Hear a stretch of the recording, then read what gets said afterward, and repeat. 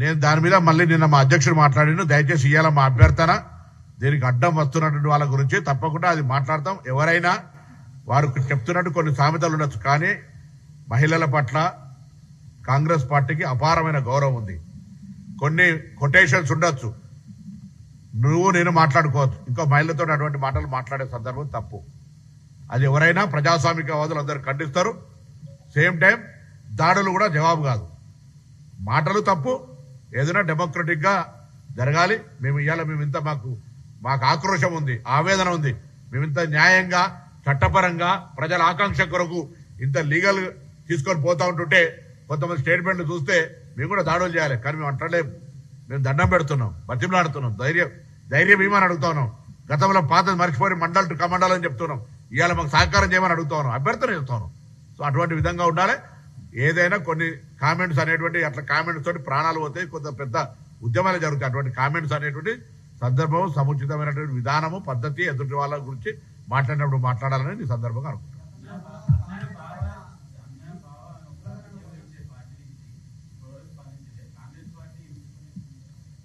మేమేమన్నా నేను నా press conference చేసిన సందర్భంలో నేను ఒక మహిళ ఎవరి పేరు తీయలే, నేనేమనలే. మహిళల పట్ల మా ప్రభుత్వానికి మా పార్టీకి ఉన్న గౌరవం గురించి మాట్లాడినాను. సరే, కాంగ్రెస్ పార్టీకి నేను ఏం ఉత్సాహం చూపెట్టి మీరు నాకు అర్థం కాలేదు. చారి గారు వారు నేను వీళ్ళు ఏం అత్యుత్సాహం చూపెట్టినా లేకపోతే నేనేమన్నానో నాకు అర్థం కాలేదు. ఇప్పుడు మీరు అంటే మీ మహిళలకు అటువంటి సంఘటన జరిగితే మాట్లాడద్దంటారా? మేమేమన్నా ఆయన అడిగి ఒక ప్రశ్న మా ప్రెస్ కాన్ఫరెన్స్ అది కంటెంట్ కాదు. మిత్రుడు పాత్రికేయుడు, నీ సహచార పాత్రికేయుడు అడిగిండు. సహచార పాత్రికేయుడు అడిగిన ప్రశ్నకు మహిళలంటే మా కాంగ్రెస్ పార్టీకి గౌరవం ఉంది, కొన్ని సామెతలు మహిళలకు సంబంధించినటువంటి మనోభావాలు దెబ్బతీయద్దు, అదే సందర్భంలో దాడులు జవాబు కాదని చెప్పినాం. దీన్ని మేము ఏంది వాట్ ఇస్ సోమోటో?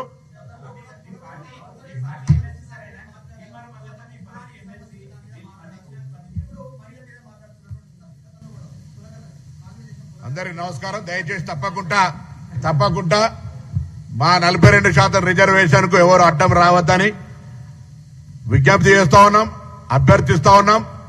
దయచేసి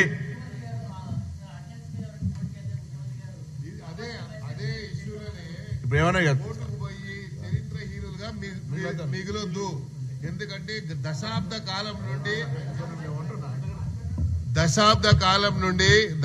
కాలం నుండి బలహీన వర్గాల వారు అన్ని రకాలుగా ఇబ్బందులకు గురయ్యారు. మొన్న జరిగినటువంటి కేబినెట్ ఒక చారిత్రాత్మకమైనటువంటి నిర్ణయం ముఖ్యమంత్రి గారు తీసుకున్న ఒక హిస్టారికల్ డిసిషన్ ఇది. ఎందుకంటే ఇది తీసుకున్నటువంటి సాహసోపేతమైన నిర్ణయం కూడా ఒక హిస్టారికల్తో పాటు సాహసోపేతమైన నిర్ణయం ఇది. ఈ నిర్ణయాన్ని ప్రకటించిన తర్వాత హర్షం వ్యక్తం చేస్తారు రాష్ట్ర వ్యాప్తంగా, దేశవ్యాప్తంగా. ఎందుకంటే తెలంగాణని ఈరోజు రోల్ మోడల్ గా ఎన్నో సందర్భాల్లో తీసుకుంటుంటే ఈ సందర్భంలో ఈ బీసీ కేటగిరైజేషన్ విషయంలో ముఖ్యమంత్రి గారు తీసుకున్నటువంటి నిర్ణయం కూడా రోల్ మోడల్ గా ఇతర రాష్ట్రాలు తీసుకుంటాయని మేము ఆశిస్తున్నాము. దీన్ని కోర్టుల ద్వారా హర్డిల్స్ క్రియేట్ చేసి చరిత్రహీనులుగా ఏ పార్టీ వారైనా మిగిలొద్దని మేము డిమాండ్ చేస్తున్నాము, కోరుకుంటున్నాము. ఎందుకంటే బీసీ అణగారిన కులాలు దశాబ్ద కాలంగా అన్ని రకాలుగా మరి దెబ్బతిన్నటువంటి కులాలు. ముఖ్యమంత్రి గారు ఇది ఒక సాహసోపేతమైన నిర్ణయం తీసుకొని ఈ నిర్ణయం తీసుకున్నందుకు వారిని అభినందిస్తూ దీనికి అడ్డంకులు క్రియేట్ చేసి చరిత్రహీనులుగా ఎవరు మిగిలొద్దనే మా ఒక ఆకాంక్ష. Thank you.